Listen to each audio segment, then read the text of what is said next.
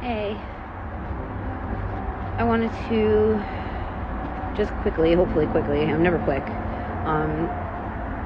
talk about, go further into what I was speaking about at the end of my video yesterday.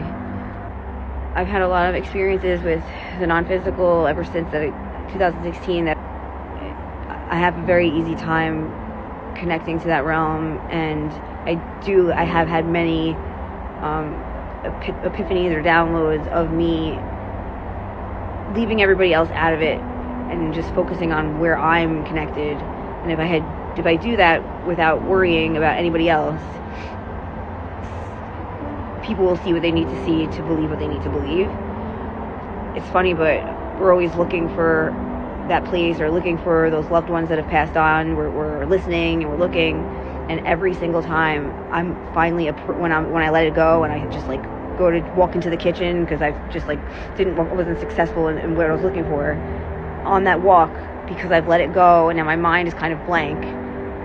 They come to me, and it's the funny part is it stops me in my tracks.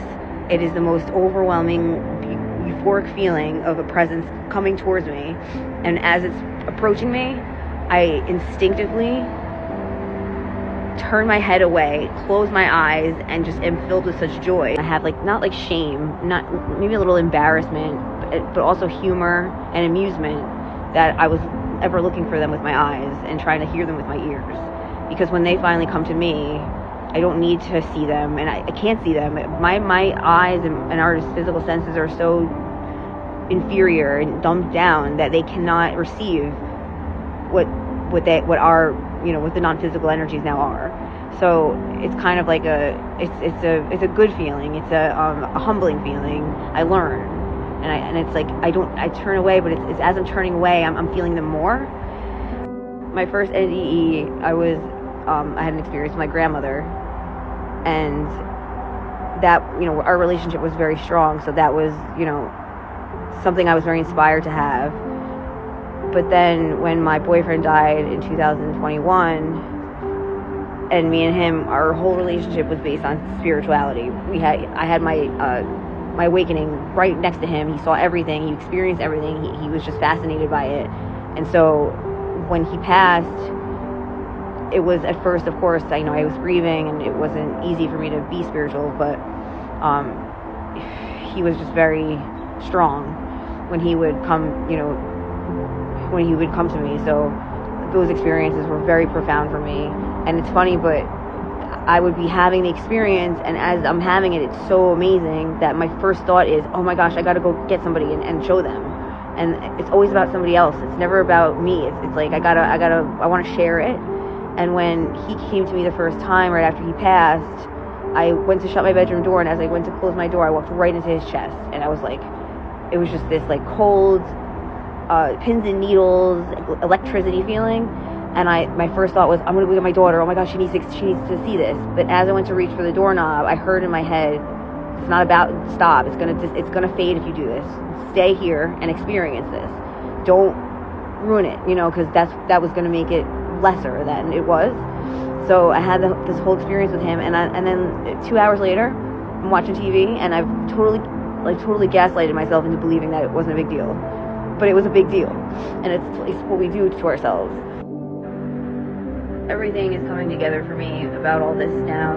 The 9-year journey, going through my awakening with him there, and having him humble me, having him, be my sounding board. He was just like, I needed him. I used him as a crutch, I think, a little bit.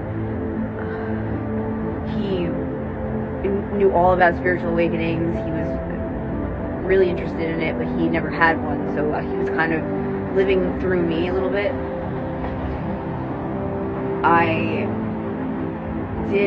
was interviewed about my NDEs for the first time in just November 10th or around there, 2021, and he had texted me after. I got like 25,000 views overnight, and I was so excited because my dream was to help people realize that, there's no such thing as death, and I was going to help people find their inner peace. And he texted me and he was like, oh my God, I can't believe it. You actually manifested your dreams coming true. And it was just such a big deal. And then 3 weeks later, he died suddenly. And me and him we were going to create a spiritual business. We had this idea that we were working on. And we always knew we were going to do something like that together because we were so good at it. And he was like more of the foundation and I was more of the head in the clouds, creative one. But he died, and I felt like my spirituality was going to just be never the same again. But funnily enough, as the years have passed, I'm figuring out that I think he needed to be there in the non-physical, and I needed to be here in the physical for our business to be what it was going to be, if that makes sense. I will look that much harder now to find my way into that realm, to find these people that I love so much. My grandmother, yes. But when he passed, it became that much more intense and that much more of an inspiration for me. I feel like we were going to do a virtual reality thing where I was going to create what it was. He was a tech guy, and we were gonna ignite spiritual awakenings in people that watched the virtual reality. And it's so funny because now it's kind of like we're going to do something more than that now. It's not going to be a tech thing. It's going to be a real thing. If I can reach him there and it can become something that someone witnesses. Us focusing so deeply into our knowing and doing what we know we can do long enough and strong enough so that others focus where we're focusing, and then when they focus where we're focusing, they're going to experience what we're experiencing. So they're going to actually experience through us. We're not going to teach them the experience. We're going to be so strong and such a pillar and a foundation in what we're doing that it's going to become something everybody else experiences through us in a way. Does that make sense? So, for instance, I had this when I was meditating once. My grandmother came walking down my backyard, this hill in my backyard, and I just was hugging her and having this reunion with her. And my dad comes downstairs and walks into the kitchen, and because I'm so immersed in this experience with my grandmother, and because it's so real, he walked in on it. I didn't run in and tell him I saw my grandma. I was in this experience so much with her and so focused and in the moment present with her that anybody that had walked in and looked out the window at me in the backyard would have seen what I was doing. It's going to be something like that, because that's how the ripple happens. It doesn't happen because, we know how it goes when people spread things through word of mouth.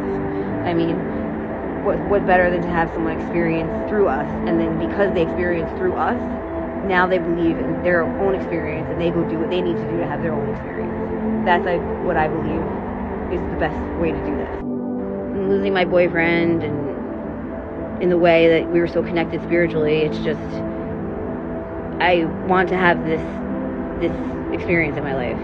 And it's funny because me having my NDE is what taught him what he needed to know, and then now he's there and he's going to teach me what I need to know. So it's just unfolding is pretty amazing. I wanted to connect with people that can connect to that other realm pretty easily, so we can, I know I'm saying we're not going to be proving anything to anybody else, but when we're together, this group of people, I want to see your experience. I want you to see my experience. I want us to empower each other and validate each other behind the scenes, because then we get stronger. We align as a unit and become stronger from that, because everybody else that is not on our level, it's going to be a little more challenging. So I think it would be a wonderful thing to do.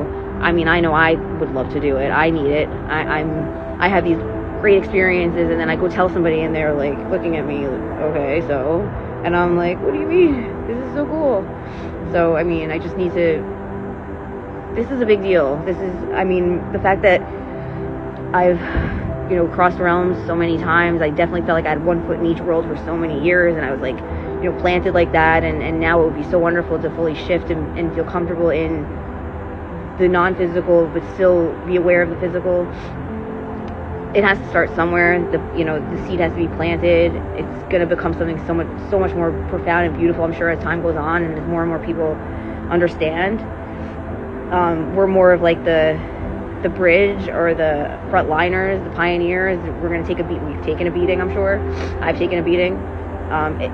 It took me a pit bull to attack me for me to finally say to myself, I can't linger in this doorway anymore between my old life and my new life. I have to do this, or else I'm going to be consumed by my old life. Somebody who had commented on my video last night brought me to that. I always find meaning in everything I go through. There's meaning. Every horrible thing, there's something bigger behind it.